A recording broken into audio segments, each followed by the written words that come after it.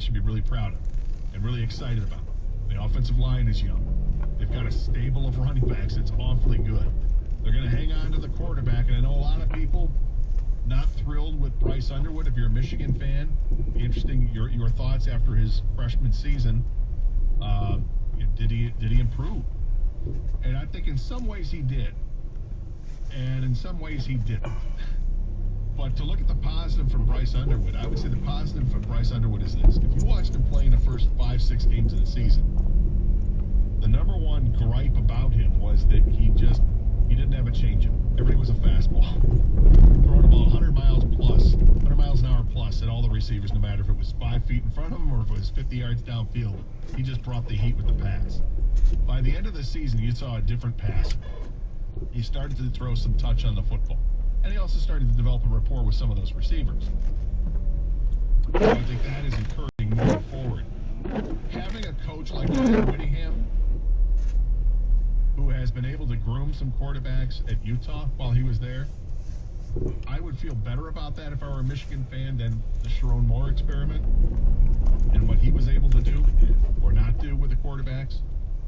Jim Harbaugh was a different guy. That's a quarterback whisperer. And they felt like they had a different quarterback every year at Michigan, that Jim Harbaugh was there, except for the final couple years when J.J. McCarthy was there. So interesting to see how the teams are going to move forward, and can Kyle Whittingham get more out of Bryce Underwood than Sharon Moore did. I would expect he would anyway, because going from a freshman year to a sophomore year, with all the experience he had starting all the games, you're gonna see that. But both teams, both schools, trying to retool and regroup, and over the next week or so, you're going to hear a lot about movement in the portal, players visiting both schools, and those visits are already on the books for both of them, so it's going to be interesting. And then we've got the Lions game Sunday against the Bears, and talking about that. Ben Johnson finishing off the regular season before the Bears begin their run to the postseason. Lions on the outside looking in, but doesn't mean there still aren't things to be playing for and things to look for with the game on Sunday. 248-539-9797. We'll start things off in this afternoon in the new year with Jason. Welcome to 97.1. Hey, Jason. Hey, Gator. Happy New Year, man. Thank you. Same to you. Hey, listen, alright, man, I'm 50 years old. I've been watching the Lions since the late 80s. I just don't know if we are blinded by the Kool-Aid, and if Dan Campbell is this generation's Wayne Fonts. Now, if you could, I just want to explain. Sure, I'll let you explain. They both had strong running games. They have star players at a lot of key positions. Jack Campbell, we had Chris Spielman, our safeties, we had William White, we had Benny Blades, and so on. And we also had a strong offensive line with Lomas Brown, Kevin Glover. Yep. And it's just, are we so blind to say Dan Campbell's a good coach when Wayne Fonts was an absolute buffoon? And he was a player's coach. Players loved him, but you heard, like a lot of players say, man, we should have done a lot more than what we did. And it was because Wayne Fonts held us back. I will, and thanks for the call, Jason. I appreciate it. Having obviously lived through that era, and use.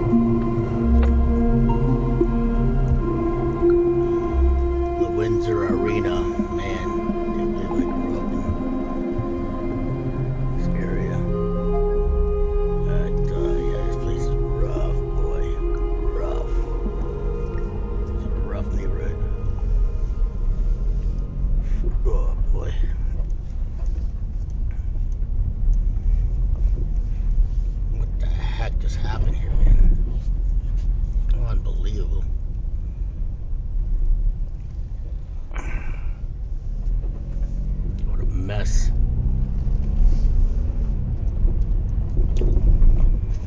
Whew. It's crazy.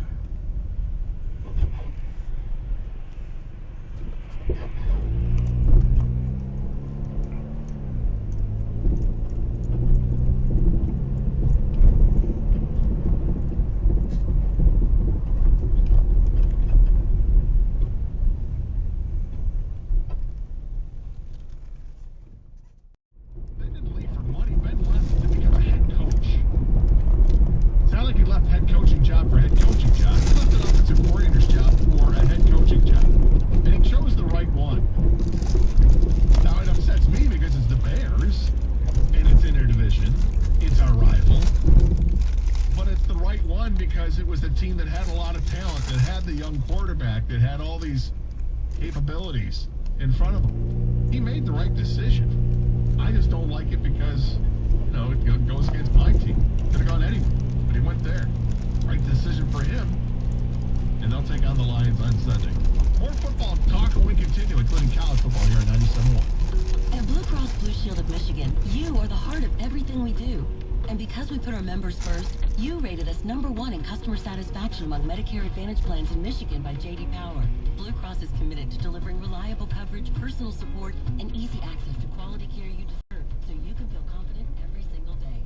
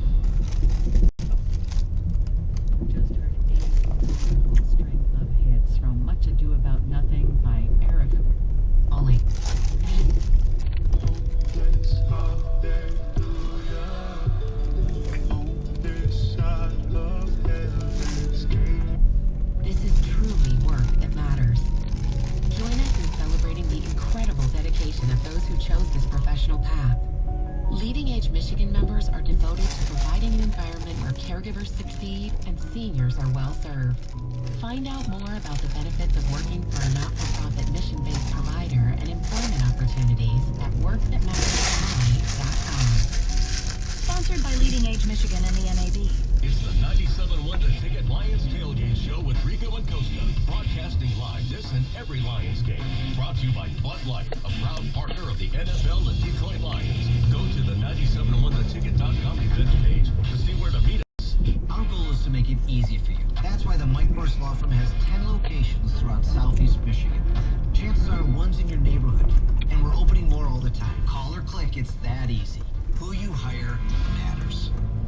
WHYT FM and WNYT HD1 Detroit. And Odyssey Sports Station, sports headlines from the Planet Fitness Studio. This is 97.1 The Ticket.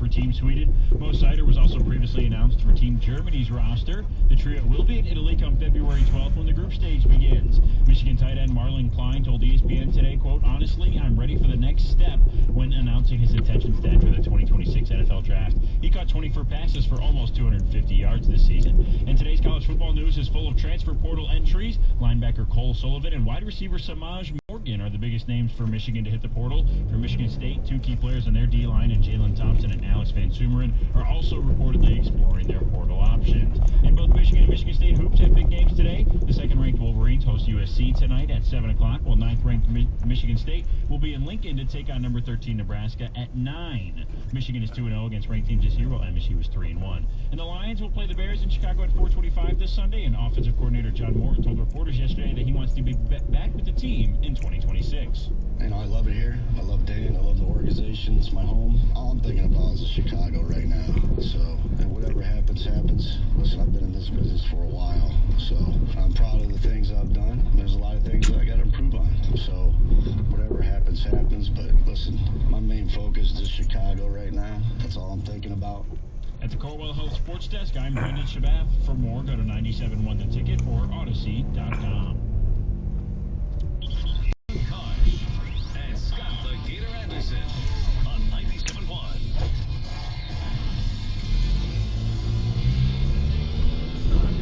Good afternoon, everybody. Welcome back to the Carson Anderson program. Doug and Kang will be back with us on Monday. For today, the next couple hours, it's me and it's Jake behind the glass. We look forward to talking with you and communicating with you via text or by phone. Same number, 248-539-9797. Been talking a lot of football, whether it's college football or it's professional football. There's stuff to talk about. We got the college football playoff. Final Four is set. Those games are done.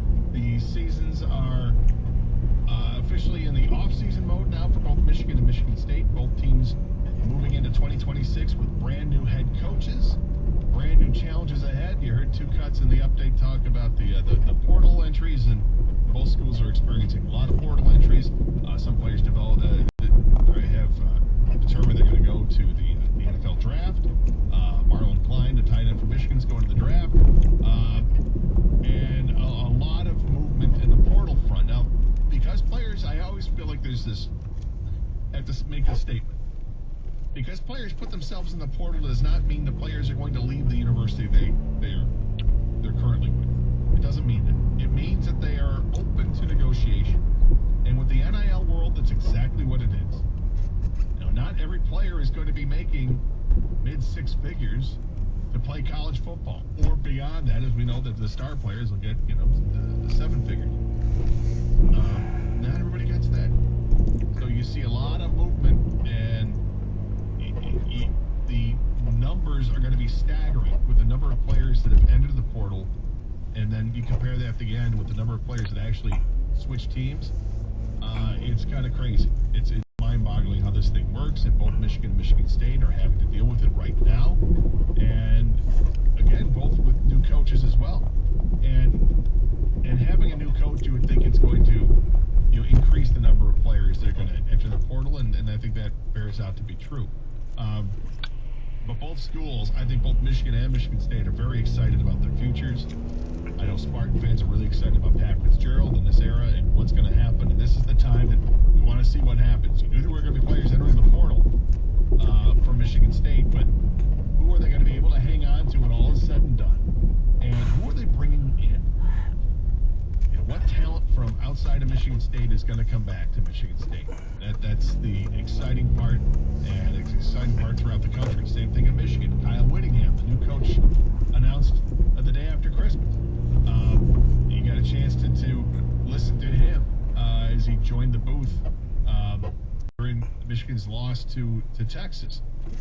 Nobody came up in the broadcast booth for the televised game. It was interesting to hear his comments and watch him throughout the game, and had a headset on at times just to see how he's going to interact with his team and what they're going to do moving forward. Players they're going to lose, players they're going to retain, and both schools they have some coffers to dip into when it comes to NIL. Looks like Michigan's further along in that game than Michigan State is, but it's a work in progress. country. Some are better adept at it, more adept at it than others, and we'll see if Michigan State can get that going and put together a competitive team next year. And for Michigan, they're looking to reload. They're looking to get back to the college football playoff. They won 9 games this year, but there was certainly some things lacking, but they've got some young players in that team.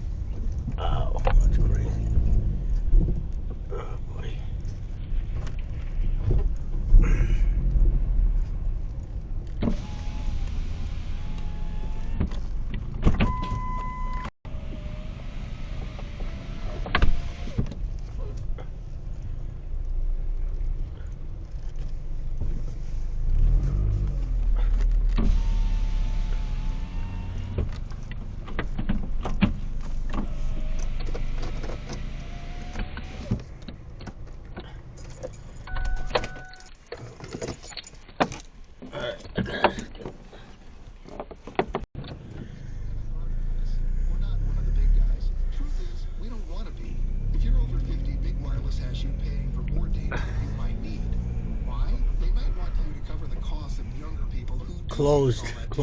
If you're not using the data, you're probably being used. We've heard time and time again that some big wireless customers get stuck paying hundreds, even thousands more for years and years because they think it's hard to switch. Not with us. It takes just about 20 minutes, and you can change your plan anytime without extra charges. We use the same towers as the big guys, so you'll get the same fast nationwide coverage without the big wireless bill. Our plans start at just $20 a month, and for a limited time, switch and get your second month free. Call 1-888-FREEDOM, visit consumercellular.com or a store near you and get your second month free today. Plans include $5 credit for auto pay and evenly. See site for additional details. Ask yourself this question. Is it really worth holding on to that timeshare that you know you need to get rid of? Here's the truth. The average maintenance fee just went up from 17%. That could have been 117%, and there's nothing you can do about it. When you buy a timeshare, you get a blank check for annual maintenance and assessment fees. I'm Chuck McDowell, founder of Western Financial Group. For 15 years, I've helped over 50,000 families cancel their timeshare. Not sell it, not transfer it, but cancel it. Did you buy a timeshare because they told you it was a great investment and your maintenance fees would never go up? That's a lie. Are you ready to get rid of your timeshare once and for all? Simply call us and I'll send you our timeshare exit kit that explains all your options for cancellation. Call Wesley now for your timeshare exit kit. 800-317-2277. That's 800-317-2277. 800-317-2277. This hour of Smooth R&B Old School 25.9 Kiss FM is brought to you by Top Dog Law. Call them for any accident, big or small. Go to TopDogLaw.com. That's TopDogLaw.com. And they snapped the ball at least a full second after the play clock had expired, and they didn't call a delay of game call, and it, I think, clear as day was delay of game. And Texas ends up converting for a first down, and I don't know if it was one or two plays later they threw the 30-yard touchdown pass to kind of salt things away, or to start to salt things away. So I thought those are two major plays that went against Michigan. Now the other side of that is that Michigan, I thought, benefited greatly from a touchdown, from two touchdowns. The one touchdown pass where the receiver for Michigan lands out of bounds, where his knee and hip and butt are all landing out of bounds, looked like to me it was just before his foot is down. But they got the benefit of the doubt on that call. They said, well, if it's at the same time, they're going to call it a touchdown. It was called touchdown on the field. We'll give him a touchdown. All right, well, I think he got lucky on that one. And the other one was the Bryce Underwood running for the touchdown, where he's crossing the pylon and fumbles the football, and it goes over the pylon. I mean, that they keep showing different angles, and that the ball's coming out before he gets to that point. And they go to review, and they say it's upheld. Presumably because they didn't think there was enough evidence to overturn it. Had it been ruled a fumble on the play instead of a touchdown, I would imagine it still would have been upheld as well. But I thought Michigan benefited. Those are two scoring plays that Michigan got that maybe they shouldn't have gotten. But it doesn't matter. It's a bowl game. It's not a playoff game. Everybody's moving forward now. And interesting to see what's to follow.